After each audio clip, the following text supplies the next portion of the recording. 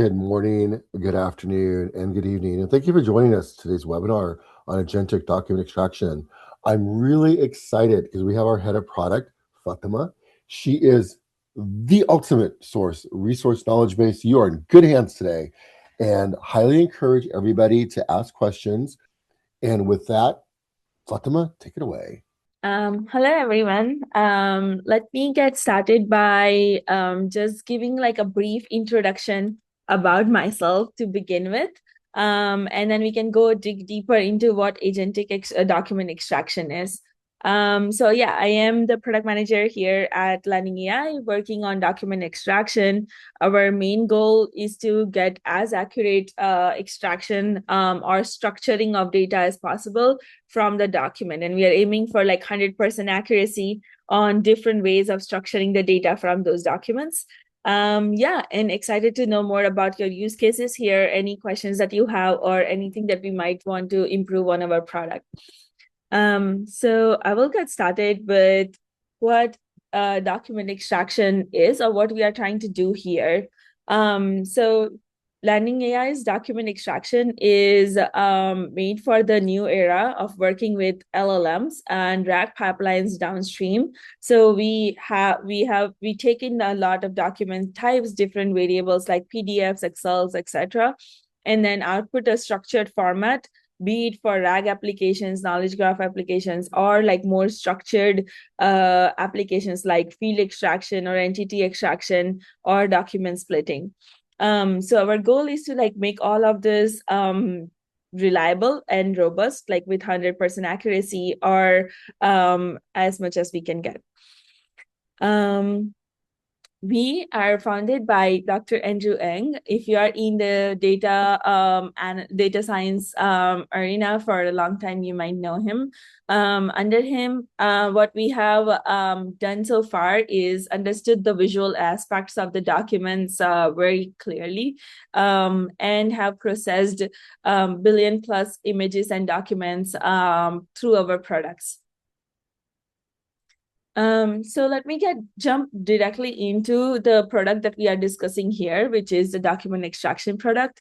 So how we offer it right now is through an API, and we have multiple API for each features in the document extraction pipeline. We have an API for parsing, which is to convert the documents into like machine readable formats like Markdown, and also chunk it in a section hierarchy way.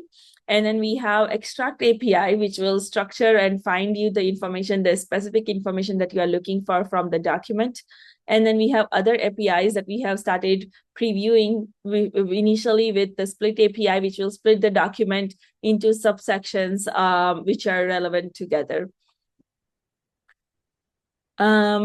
And these use cases that we do right now with our ADE, agentic document extraction, is first field extraction, which is, as I mentioned, like structured data extraction downstream, or like preparing the documents for RAG application, which is chunking it correctly and then also retrieving it when relevant, based on user input or end user input or end triggers.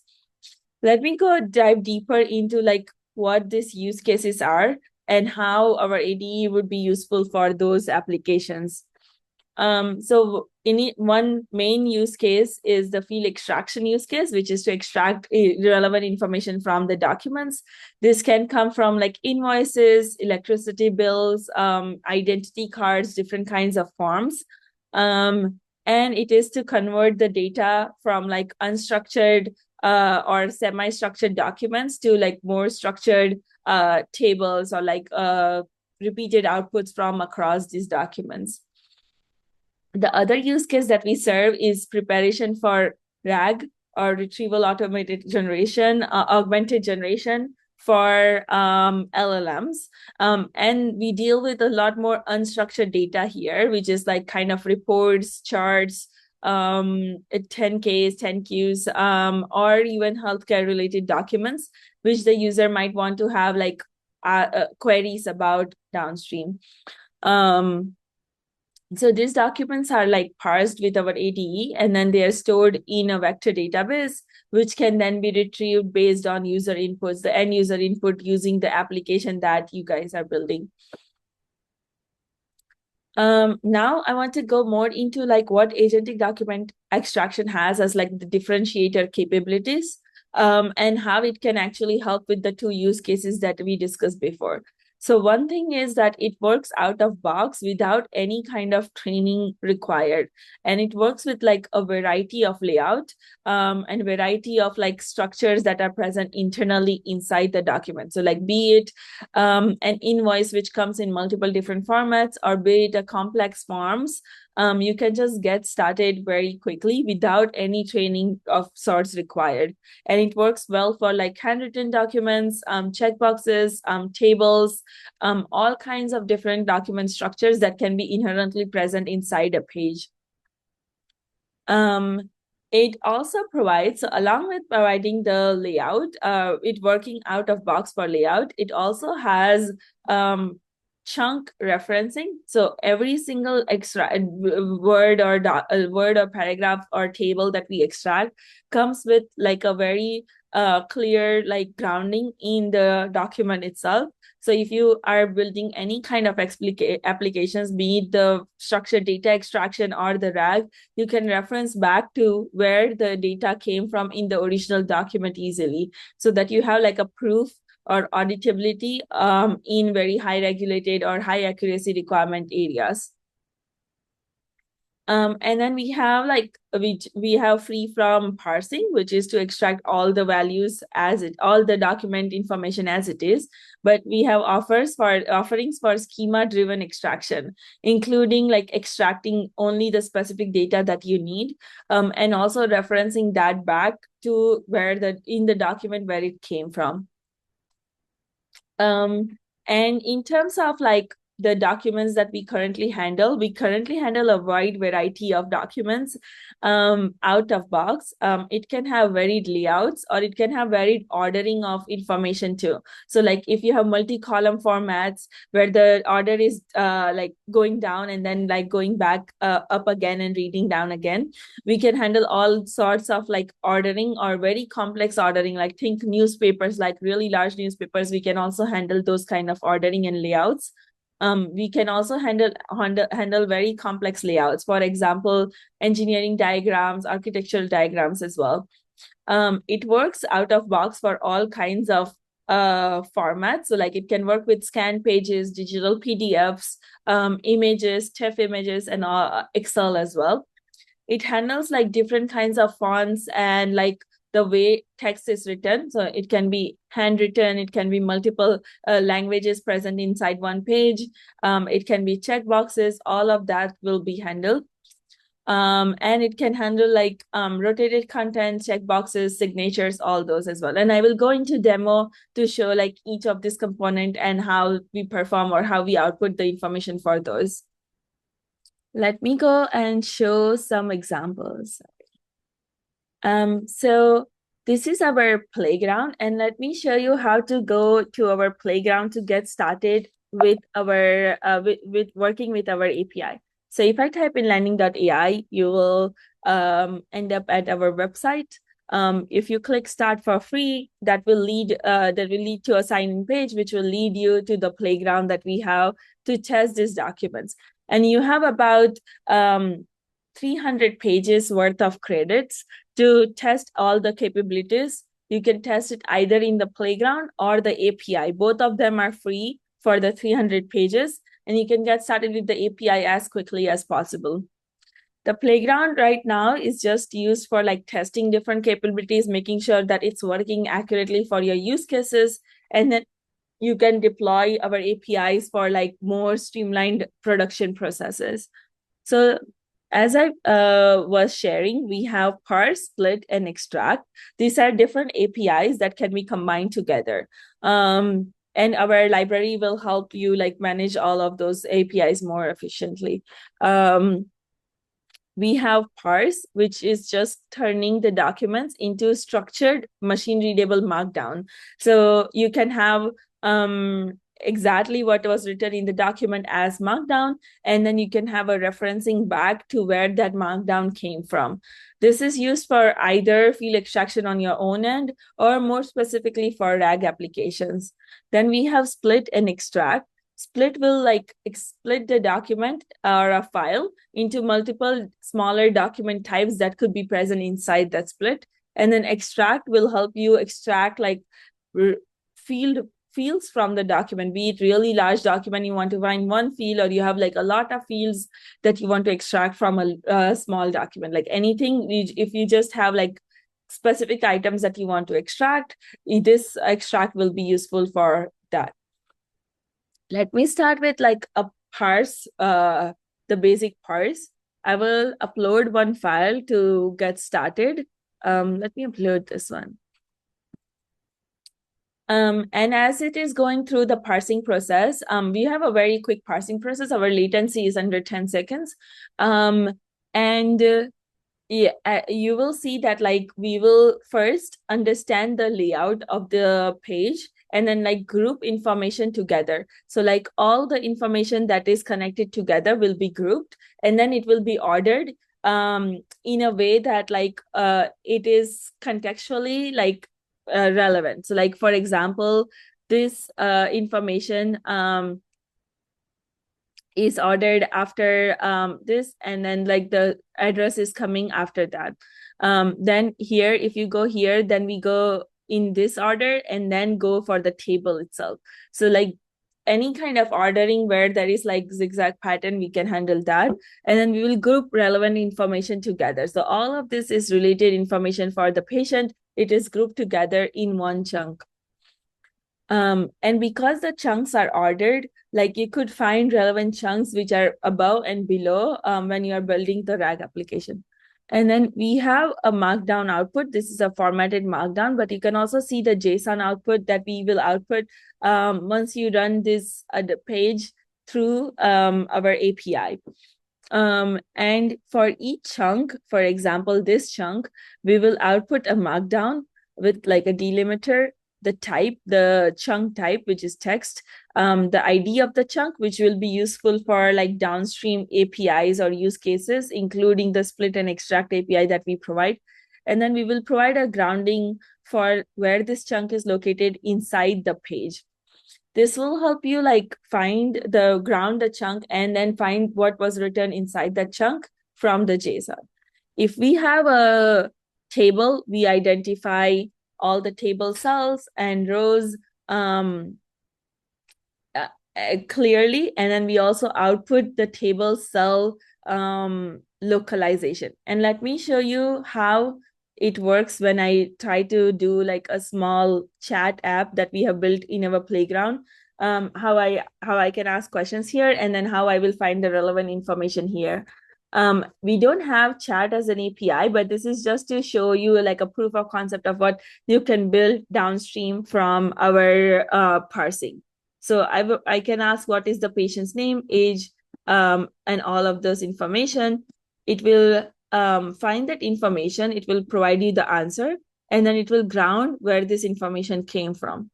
If I ask information from the table itself, it will ground the cell itself of the table, not just the whole table. So for example, maybe I can ask something like MCH result.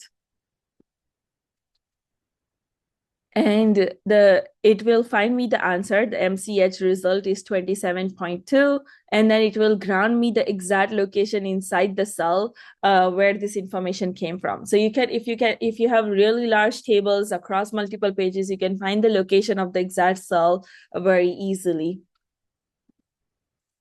Yeah, and then along with text and table, we have other chunk types as well. One is logo, which we separated out. We don't really summarize the logo. We just mention like what exactly the logo has. We have a chunk type for scan codes, which is QR codes and barcodes, which our end users use for certain processing. Like they process a QR code to like add metadata to this page or the PDF. We have the table chunk, which has like the detection of rows and columns. Then we have the attestation chunk, which detects any kind of signatures, stamp, fingerprints, any kind of attestations that the page or document might help. If you have attestation, we summarize the attestation to indicate like what exactly is the attestation present, which is the signature, if it is signed or not, and then any kind of text that is present inside that attestation. So medical lab technician and the relevant professional credits. We have figures as well, which will output the figure, which will just summarize what is present inside the figure. And we have marginalia for like headers and footers. Yeah, let me show you a couple of other examples just to give you like an understanding of how our parsing works across different use cases. For example, this is like a form which has a lot of handwritten text as well as it's a photo of a form. We are still able to detect all the chunks and then find the relevant relevant tables and then find the information inside the table.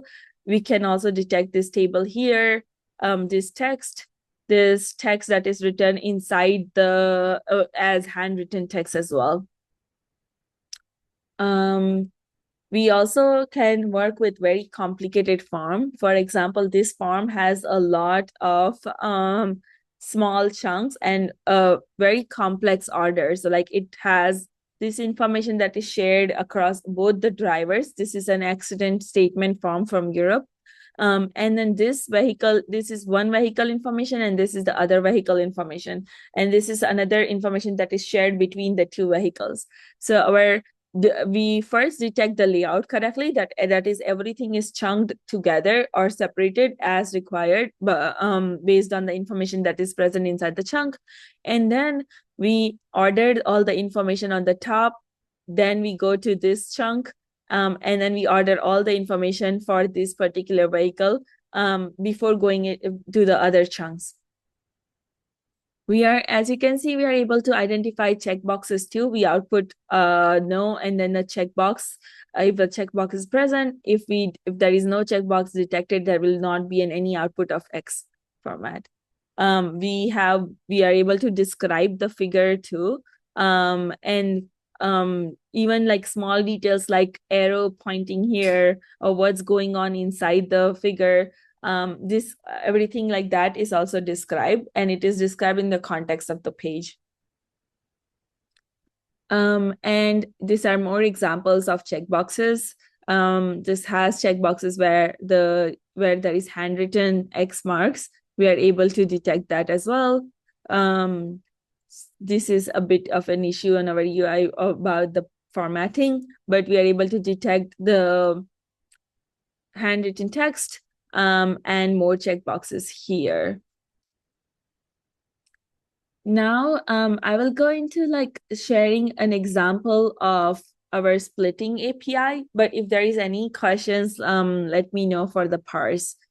So splitting is if you have a really large file and you want to split in a meaningful sections that file, we will use split to do that.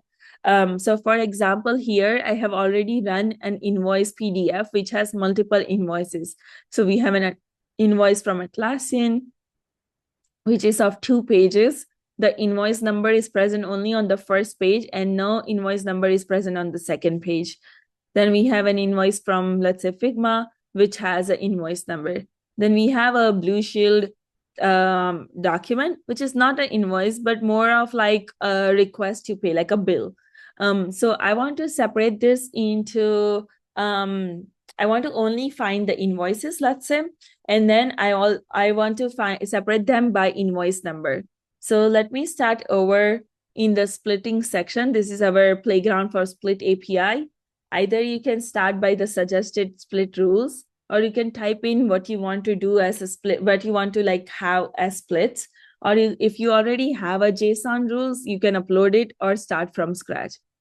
So let me type in, I want to detect invoices with invoice number.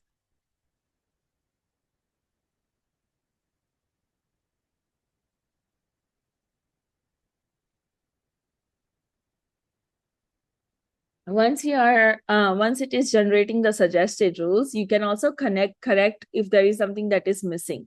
So for example, it didn't detect invoice numbers separately. It didn't make the rule for that. And I can add that here as well. So let me explain to you what we have as an inputs to the splitting API. We have the split class name where I can say that I want to separate the invoices. I can provide like a description for what an invoice looks like or what I want to include as an invoices. If you have some edge cases, you can add that in the description. We also have something called as an identifier. So you have the document class at a higher hierarchy level, which is like invoices, bills, etc. And then at the identifier layer, we have like invoice number. So like if you have multiple invoices inside one PDF, you can specify how you want to separate them as well. So invoice number is the one of the ways we can separate these invoices. And then you can put like a description of what exactly the invoices will look like and what exactly would the identity, like how I want to separate it. This is just a basic example, basic description that you can add. I will delete this one. Then we have an uncategorized category. This is currently present as like required. So if there is any page which does not belong to any of the categories, it will separate it and classify it as uncategorized. So for example, the last page is a bill, and so it will not be part of the invoices class. It will be part of the uncategorized class. Let me run the split document API, and then we can see the results here.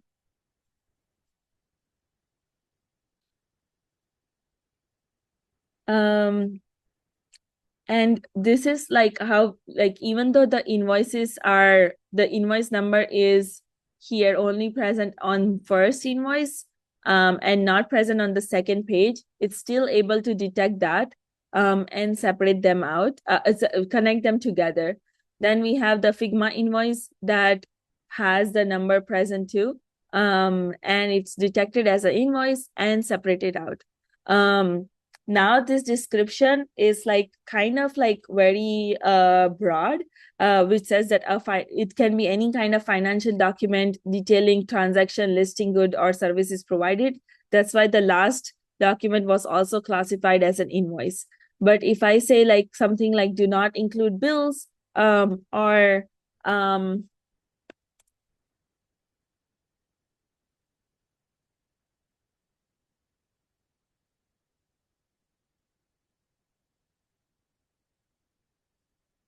if I say do not include bills or requests for payments, it will try to like update and not include the last page as an invoice. And as you can see now, because I added the description of like specifying what to not include as invoices, and giving just an instruction of like what I want as an invoices, this last page was categorized as uncategorized. Because it's not following the description of what we want exactly as a splitting as invoice class. Now let me go to the extract API. And let me start with, like, for example, an extract here. So extract is detecting only certain information from the document. So maybe I can say something like, I want to find all the invoice numbers that are present inside this document. So I can say something like array of invoice number, or actually let me start from scratch to make sure that like we understand what is present as for extract. So extract takes in the document and then a schema of what you want to extract from the document itself. So you can type in the field name. So maybe I want to extract the invoice numbers. Then it can you can have multiple different types. So like if it is string, it will only extract one invoice number as a string. But I want a list of invoice numbers, so I will select arrays, and then I will collect string, because there can be invoice numbers that has a character in the value and not just the number. So if I do that, it will extract all the invoice numbers in an array. I have the other types as well, which I can go and explain once we run this schema. And again, to mention this extract, like this is a playground to extract information, but then also this this is all available as an API as well. So yes, it found the invoice numbers that are all present inside this document, and then it outputs the schema, the results as a JSON output. And then if I click on each of them, and that this you can also develop on your end because we give you relevant information about the chunks. You can find all the invoice numbers and where it found these invoice numbers from. We output like the data itself, and then we output the metadata. And this reference has the chunk ID, which you saw in the parse JSON. So this ID is referenced back in extract. And so you should be able to find the information where exactly it was located inside the document easily when you are working with extract as well. For example, regarding the other data types, we have enums, which is like if you have a single choice option, you can select enums. Actually, let me show you through an example, but if you have any questions, I will wait here. Oh, I see a question about benchmarks for splitting. We don't currently have an external benchmark for splitting API. We have an internal data set that we evaluate our splitting responses on. And this splitting, the internal data set particularly deals with like both document classes, so like invoices, bill of lading, forms, etc. And then also the identifiers, as I mentioned, which is more of like invoice number or date. Like you can separate them by date, for example. You can separate by who it was billed to, all of that. I don't have a benchmark data set for benchmark results for you for split, but it's actually a good input that I can take and prioritize to have it outside. If you could also share like your use case, that would also be helpful so that we can share some examples later on how it could work with split. We had one question. Do we do this for Nepalese context? Sorry? For Nepal, I guess it's pronounced Nepali. For the Nepal language, can they use ADE on the Nepal language? So we support like we actually have a documentation, and I was going to go to documentation next anyways, but we have a supported language. Let me search. Page where it says which one we support strongly versus the other ones are moderate to lower support. We do use different VLMs, so it should be able to support Nepalese in some capacity, but you will have to test it out how effective it is. This is the ones that we have like benchmark against and have like more confidence that we will support strongly. Excellent. And there was just general questions around extracting invoices from PDFs, which you did a great session on.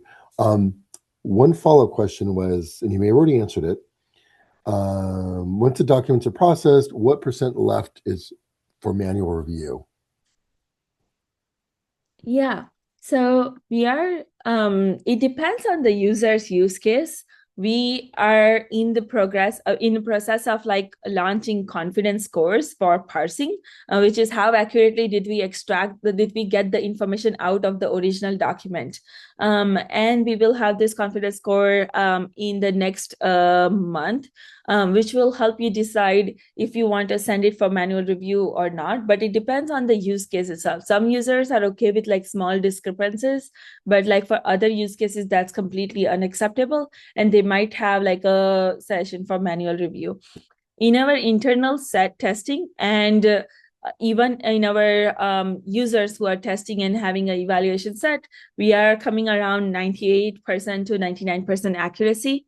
The areas that we might want manual review are sometimes like very difficult checkboxes. For example, checkboxes that are like circled, handwritten, or really complex, like not really visible. In those cases, we might need it. But as you can see, like it's really good. But in that cases, we might need more manual review, for example. Yeah, hope that answered your question. But like getting the confidence scores, like confidence values, will help you determine if you want to send it to manual review or not based on your use case. Excellent. Keep going.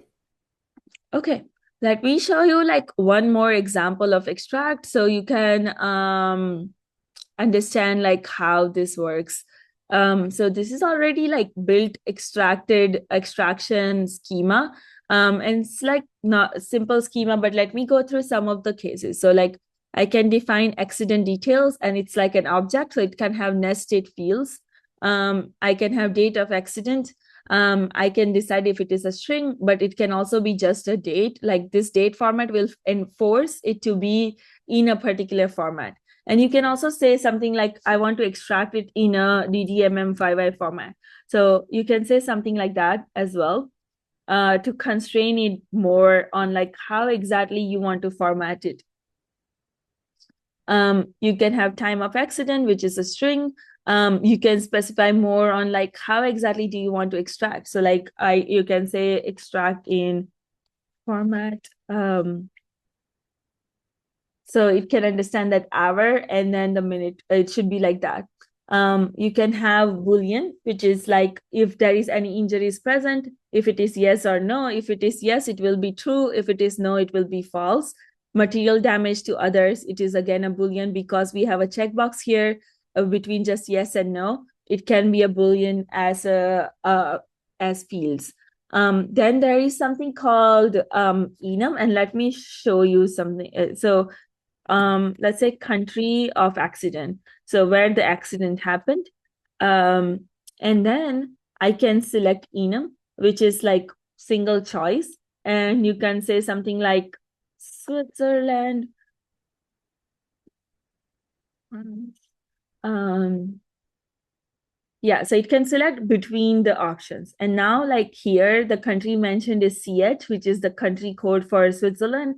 But our model will be able to understand like what from context what CH means, and then select one of the countries that are mentioned here, and not really force itself to have CH as an output. You can have array of objects, which is like if you have multiple witnesses, you can have their name and contact as like a long list. um Same for vehicle A, like different information of vehicle A, vehicle B. Now like I want to show like show you how the power of chunking and ordering that we did in parsing. So now this vehicle A information is present across different chunks. Like the driver name is present in this chunk. For example, the driver is present in this ninth section, but the vehicle A information is present in the 6th and 7th section. Now, if the information was not ordered correctly, which can happen with like directly parsing it through an OCR or an LLM pipeline, you will not be able to make the relation connection between the chunk 6, the section 6, and then section 9. This is the power of like parsing it correctly and having a really good parsing accuracy, so that like downstream use cases are much easier, including the extract, which most of the users commonly do.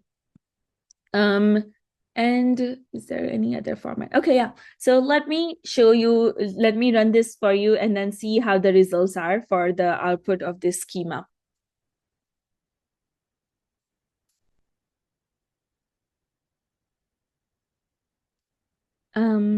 And once all of this is done, once we return, oh, I think I made some mistake.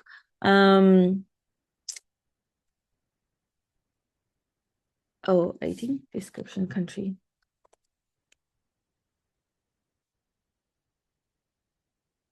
Okay, but let's start with like accident details. If I force it to have date as a format, it will output as like the typical format that date is present in. The time of accident is when the accident occurred, even though it is mentioned as 12 hours 41. Because we forced it to have 00 format, it output in the 1241 format. You can actually tweak it different ways to like maybe have like AM PM differences, all of that. Like you can format it as you want. Because since this is Boolean, it output false because both of the injuries present and material damage are no. Country of accident, let me see what happened. Let me try it again.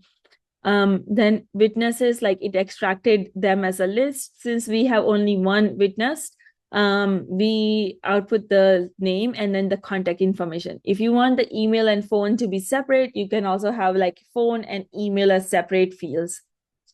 And this is vehicle A information, vehicle A insurance policy holder. You can see that it found the information about insurance policy holder Jane Doe from this chunk. And then the driver information was found from this chunk.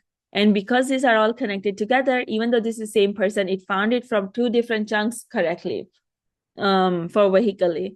And then you can also see that it found the visible damage that was written here for vehicle A, and then the driver's remark, which were written at the very bottom. Same happened for vehicle B too. Let me try the enum again. So country of accident.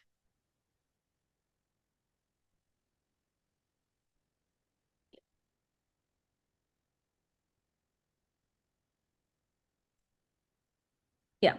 So the country of accident, I selected it as enum as before, and then it output Switzerland as the country of accident, and it can also locate where exactly it found the information from, even though it's not directly what is present inside the document.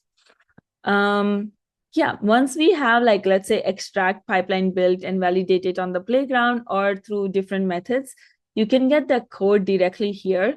This code will help you get started with with working with our library and then working with our API. It has, if you're working with our library, we convert the schema into Pydantic classes, and you can get the schema that you build on the UI directly as a code snippet. For the API, we have the JSON schema, which is also available as a code snippet here, along with how to work with our API. Let's look at getting the API key. You can get the API key by clicking here. Let's go through the docs very quickly. We have the API docs, which will help you understand different APIs that we have. We have the guideline to get you quickly started with using our API key and then like working with our library.